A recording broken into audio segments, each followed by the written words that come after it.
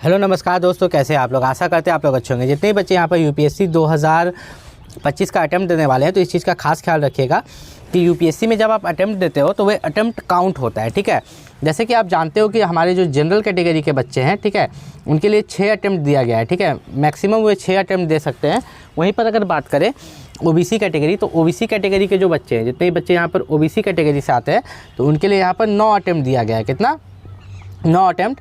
और SC ST के लिए अनलिमिटेड अटैम्प्ट। और जो पीडब्ल्यूबीडी कैटेगरी से आते हैं, ठीक है, तो उसमें जनरल के लिए 9 अटैम्प्ट, ठीक है, और ईडब्ल्यूएस के लिए और ओबीसी के लिए और एससी एसटी के लिए हमेशा ही अनलिमिटेड अटैम्प्ट। तो बच्चे ये देख के नाराज़ हो जाते हैं यूपीएससी में कि एससी एसटी को जो है अनलिमिटेड अटैम्प्ट मिल रहा है। लेकिन आप इसकी कहानी जानते हो, एससी एसटी जो हमारा है पिछड़ा वर्ग है, ठीक है। जैसे ओबीसी को पिछड़ा वर्ग बोला जाता है तो ये उतना पिछड़ा वर्ग नहीं है जितना एससी एसटी। अभी भी आप देखोगे कि एससी एसटी कैटेगरी के जो बच्चे हैं ना, मतलब जो लोग हैं अभी भी जंगल में यहाँ वहाँ रहते हैं और बहुत कम परसेंट, जैसे कि अगर 100% में देखें ना, 100% में देखें तो मात्र 20% ही शिक्षित है और एजुकेशन प्राप्त कर पा रहे हैं। मतलब मेरा बोलने का ये मतलब है कि उनको अभी भी दिक्कत होता है जॉब प्राप्त करने में, इसलिए उनको यहाँ पर इतना छूट दिया जाता है।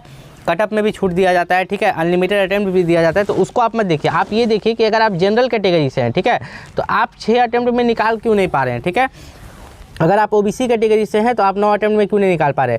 बहुत यूट्यूब पर आप बहुत सारा वीडियो देखिएगा जिसमें बोला जाता है कि एससी एसटी का अनलिमिटेड अटैम्प्ट हटा देगा, पर ऐसा नहीं होगा। देखिए इस बार 2025 का भी जो नोटिफिकेशन है इसमें अनलिमिटेड अटैम्प्ट दिया गया है।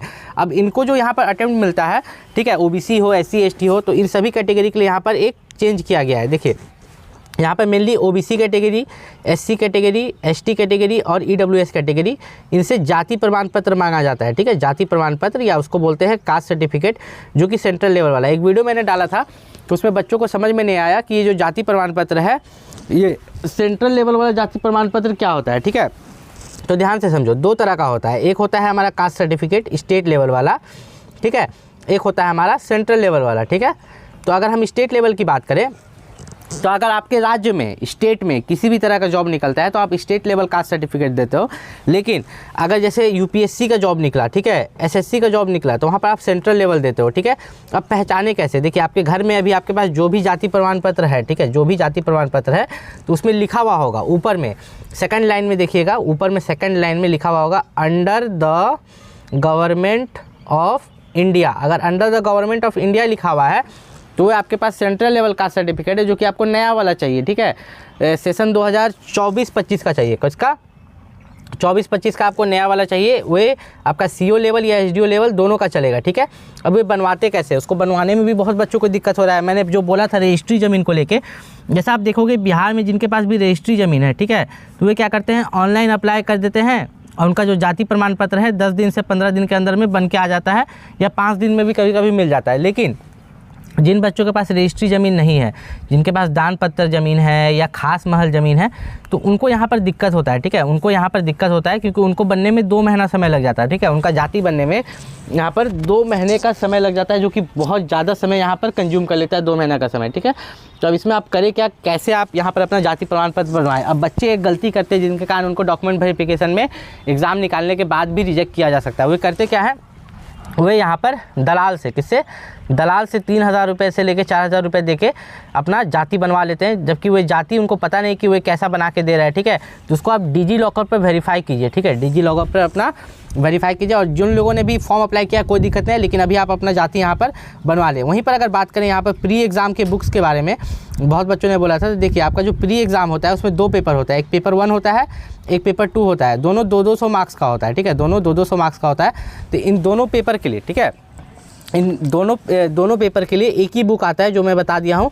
आप मेरे इस वीडियो के डिस्क्रिप्शन के लिंक में वो बुक है, आप वहाँ से जाके परचेस कर सकते हैं, ठीक है। लेकिन मेनली क्या है कि आपका जो पेपर 1 है 200 नंबर का, इस पर आपका कटअप बनता है, और पेपर 2 जो 200 नंबर का है, ये सिर्फ क्वालिफाई करना है। क्या करना है? क्वालिफाई। ध्यान से समझो, आपका जो देखो यहाँ पर पेपर 2 है ना, इसको क्वालिफाई करना है, इसमें मात्र 33% मार्क्स लाना है, ठीक है। और पेपर 1 जो है आपका, उसमें आपका कटअप जाएगा, ठीक है।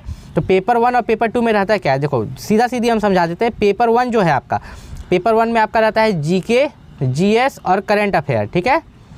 और पेपर 2 में आपका रहता है मैथ, रीजनिंग, ठीक है, जीके, सब कुछ मिला हुआ रहता है, ठीक है। मैथ, रीजनिंग, जीके सब ऑलराउंडर आपसे पूछता है, ठीक। तो इसमें पेपर 2 में आप क्वालिफाई करना है, पेपर 2 पर आपका कटअप जाएगा, ठीक। तो यहाँ पर अगर बात करें मेंस एग्जामिनेशन में बच्चों को एक दिक्कत होता है कि यार सभी पेपर मेरिट के लिए काउंट होते हैं। नहीं, सभी पेपर मेंस एग्जाम में मेरिट के लिए यहाँ पर काउंट नहीं होते हैं, ठीक है।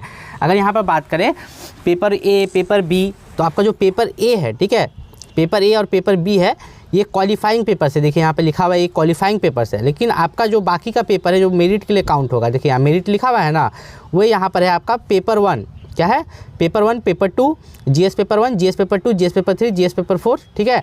और फिर आपका ऑप्शनल पेपर 1 और ऑप्शनल पेपर 2। अब आपको भी पता होगा कि मेंस एग्जाम में आपका जो मेरिट बनाता है वो होता है ऑप्शनल पेपर। ऑप्शनल पेपर बच्चे किसको सेलेक्ट करते हैं, जिस पेपर में वो ग्रेजुएशन करते हैं उसको सेलेक्ट करते हैं, या आप किसी भी पेपर को सेलेक्ट कर सकते हैं, लेकिन जिस पेपर पर आपका सबसे ज़्यादा कमांड हो उसको सेलेक्ट कीजिए। क्योंकि ऑप्शनल पेपर 1 में 2 पेपर होते हैं, पेपर 1 और पेपर 2, दोनों 250 मार्क्स का होता है, ठीक है, 250 मार्क्स का होता है। तो यहाँ पर 500 मार्क्स हो गया, तो सिर्फ आपका ऑप्शनल पेपर यहाँ पर 500 मार्क्स कैरी कर रहा है। वहाँ पर अगर इंटरव्यू का देखें, इंटरव्यू के लिए आपको जो यहाँ पर मिलता है 275 मार्क्स, टोटल आपका 2025 मार्क्स का यहाँ पर एग्ज़ाम होता है, ठीक है, जिसमें आपको अच्छा से अच्छा, यहाँ पर देखिए 2025 में आप फॉर्म भर रहे हैं, 2025 मार्क्स का एग्ज़ाम भी होता है। तो ज़्यादा से ज़्यादा मार्क्स आपको सिक्योर करना है ताकि आपका फाइनल मेरिट लिस्ट में यहाँ पर नाम आ पाए, आपका यहाँ पर सिलेक्शन हो पाए। अगर यहाँ पर बात करें ऑप्शनल पेपर क्या सेलेक्ट करें, देखिए पेपर 1 और पेपर 2 दोनों एक ही रहता है ऑप्शनल पेपर। मान लो कि कोई बच्चा ज्योग्राफी सेलेक्ट किया तो उसको पेपर 1 पेपर 2 दोनों में ज्योग्राफी से ही क्वेश्चन आएगा, ठीक है। ऑप्शनल पेपर की बात कर रहे हैं, आप किसी को भी चूज़ कर सकते हैं। मेडिकल फील्ड से किए तो मेडिकल पेपर चूज़ कीजिए, कॉमर्स से किए तो कॉमर्स, साइंस से किए तो साइंस, आर्ट्स से किए तो आर्ट्स, कोई भी फील्ड का पेपर, जैसे बायोलॉजी, केमिस्ट्री, फिजिक्स, हिस्ट्री, ठीक है, कोई भी पेपर आप यहाँ पे इंग्लिश, हिंदी कुछ भी चूज़ कर सकते हैं 500 मार्क्स के लिए, और उसी पर आप एग्जाम दे सकते हैं। उससे आपको ऐसे पूछेगा, कॉम्प्रिहेंशन पूछेगा, ठीक है, सिनोनिम्स, एंटोनिम्स, ये सब आपसे पूछा जाएगा, ठीक है। पूरा डिटेल्ड में आपको यहाँ पर आंसर देना पड़ता है। एक चीज़ का खास ख्याल रखिएगा, जिस पेपर पर आपका ज़्यादा पकड़ हो, ठीक है, उसी पेपर को चूज़ करना है। और यहाँ पर जो प्री एग्ज़ाम के लिए जो बुक है, ठीक है, तो कौन सा बुक खरीदे जो बेस्ट रहेगा। देखिए हर साल यहाँ पर यूपीएससी का यहाँ पर एग्जामिनेशन होता है, और यूपीएससी का जो एग्ज़ाम होता है तो उसमें उन्होंने साफ बोला है कि जो प्रीवियस ईयर क्वेश्चन पेपर है उसको सबसे पहले आप अच्छा से करें, ठीक है। तो पेपर 1 और पेपर 2 प्री एग्ज़ाम में, ठीक है, प्री एग्जामिनेशन में जो पेपर 1 और पेपर 2 जिस पर आपका सिलेक्शन होगा, मतलब आपका कट ऑफ जाएगा और आप मेंस के लिए जाओगे, तो इसके लिए आप कम से कम प्रीवियस ईयर क्वेश्चन पेपर खरीदे। प्रीवियस ईयर क्वेश्चन पेपर जो है, और इसमें डिटेल्ड भी रहता है, ठीक है, हर सब्जेक्ट का जो है डिटेल्ड एक्सप्लेनेशन भी रहता है। इस वीडियो के डिस्क्रिप्शन में उसका मैं लिंक दे दूँगा, आप वहाँ से जाके परचेस कर सकते हैं। जैसे कि आपका पेपर 2 मैंने बताया था कि इससे कॉम्प्रिहेंशन, रीजनिंग, ठीक है, मेंटल एबिलिटी, ठीक है, मैथ क्लास 10th लेवल तक का सब पूछा जाता है, जिसमें आपको मात्र 33% मार्क्स लाना पड़ता है 200 का, किसका, 200 का। और पेपर 1 में आपका क्या रहता है, जीके, जीएस और करंट अफेयर, ये आपको मेंस में भी काम आता है। आपको जो जीके, जीएस और करंट अफेयर यहाँ पर पेपर 1 में पूछता है ना प्री एग्जाम में, ये सेम जीके, जीएस और करंट अफेयर आपको मेंस में भी काम आता है, क्योंकि जीएस का पेपर आपका मेंस में भी है। तो अगर आप पेपर 1 की अच्छी से तैयारी करते हो तो आपका मेंस का भी तैयारी हो जाता है। इसके लिए जो भी बुक है, ठीक है, यूपीएससी का ये जो प्री एग्ज़ाम का बुक है, जितने भी बुक्स लगेंगे, जो बेस्ट बुक है, मैं यहाँ पर 6-7 बुक डाल रहा हूँ जिसको पढ़ के बच्चे यूपीएससी का एग्जाम निकाले हैं। देखिए हर ऑथर का अलग अलग बुक होता है, आप कोई भी बुक परचेज कर सकते हैं। इस वीडियो के डिस्क्रिप्शन लिंक में होगा या यहाँ पर शो करेगा, ठीक है। मिलते हैं अगले वीडियो में, तब तक के लिए नमस्कार।